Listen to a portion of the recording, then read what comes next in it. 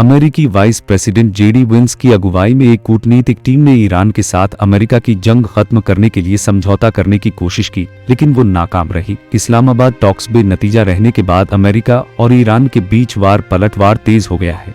इस बीच ईरान और अमेरिका के बीच दूसरे दौर की बातचीत को लेकर कयास जारी है कि ईरान ने 5 साल तक यूरेनियम एनरिचमेंट रोकने का प्रस्ताव दिया है, लेकिन अमेरिका ने इसे ठुकरा दिया और 20 साल तक रोकने की मांग की है।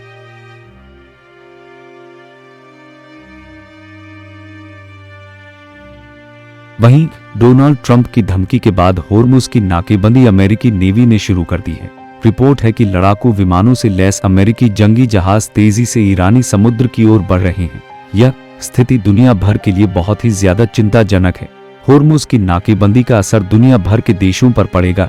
वहीं अगर ईरान ने हूती विद्रोहियों के जरिए बाब अल मंदेब को बंद कर देता है तो सुएज नहर तक पहुंचना बेहद मुश्किल हो जाएगा। ऐसे में डोनाल्ड ट्रंप के नए कदम के बाद गिलहाल फारस की खाड़ी में तनाव बढ़ गया है। इन सब के बीच अब यह साफ हो गया है कि अमेरिका और इजरायल की कोशिश ईरान के परमाणु कार्यक्रम को नियंत्रित करना है। बाकी जो भी टारगेट गिनाए गए थे वे सब अमेरिका बोनस में हासिल करना चाहता था, जो कि हुआ नहीं। अब सवाल है कि अमेरिका यू टर्न लेकर वापस 11 साल पहले की स्थिति में क्यों पहुंच गया।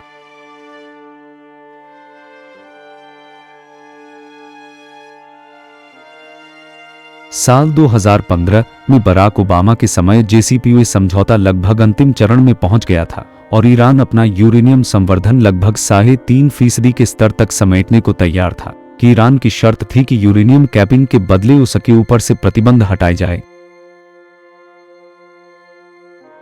फिर 2018 में उस समझौते को डोनाल्ड ट्रंप ने तोड़ दिया। अमेरिका अब उससे बदतर डील स्वीकार करने के लिए छटपटा रहा है। जानकारों के मुताबिक 2018 में डोनाल्ड ट्रंप ने इजरायल के प्रभाव में आकर समझौता तोड़ा था। इजरायल और बेंजामिन नेतन्याहू नहीं चाहते कि ईरान के ऊपर से आर्थिक प्रतिबंध हटे। प्रतिबंध हटने का मतलब था ईरान के पास अकूत पैसे आना। इजरायल ने तब सोचा था कि अगर ईरान आर्थिक तौर पर समृद्ध हो गया तो उससे मुकाबला करना मुश्किल हो जाएगा। बैकअप प्लान यह था कि आने वाले दिनों में हमला करके परमाणु कार्यक्रम को तहस नहस कर देंगे। उसकी नजर में ऐसा करना आसान था। दशक भर बाद अमेरिका इजरायल की जोड़ी ने उस प्लान पर अमल किया और हर मुमकिन कोशिश करके देख ली, लेकिन हाथ कुछ नहीं लगा। हमले किए, परमाणु साइटों पर मिसाइलें दागी, पायलट बचाओ अभियान के नाम पर यूरेनियम चोरी का ऑपरेशन किया, लेकिन हर जगह मात मिली।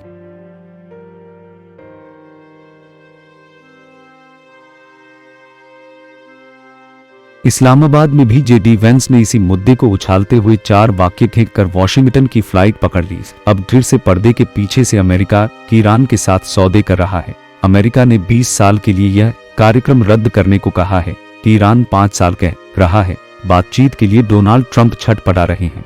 रोज बयान दे रहे हैं कि ईरान बेचैन है। अमेरिका घूम घूम कर दुनिया भर के देशों में बातचीत की वकालत कर रहा है। जब बातचीत होती है तो अपनी तरफ से सबसे बड़ी मांगे सामने ठेल देता है, फिर नाकामी हाथ लगती है और फिर से छटपटाता है। अगर यह डील होती है तो अमेरिका के लिए इसे ओबामा वाली डील से बदतर कहा जा सकता है।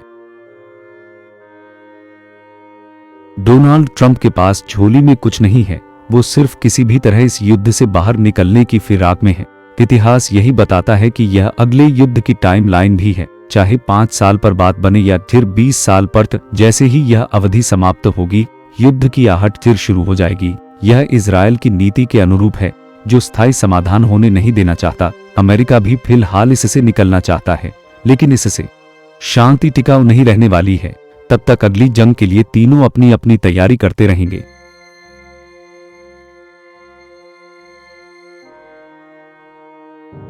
इन सब के बीच इस युद्ध ने दुनिया भर के देशों को थका दिया है। अमेरिका में अब लोग खुलकर डोनाल्ड ट्रंप की नीतियों का विरोध कर रहे हैं। डोनाल्ड ट्रंप की विदेश नीति के खिलाफ अमेरिका के लोगों में आक्रोश बढ़ रहा है। वहीं इजरायल के यरूशलेम की हिब्रू यूनिवर्सिटी ने एक पोल किया, जिसमें सामने आया कि ज्यादातर इजरायली युद्ध से थक चुके हैं। ज्यादातर लोगों ने कहा कि उन्हें नहीं लगता कि हाल की अमेरिकी और इजरायली बमबारी से ईरान या लेबनान में हिजबुल्लाह बहुत कमजोर हुआ है।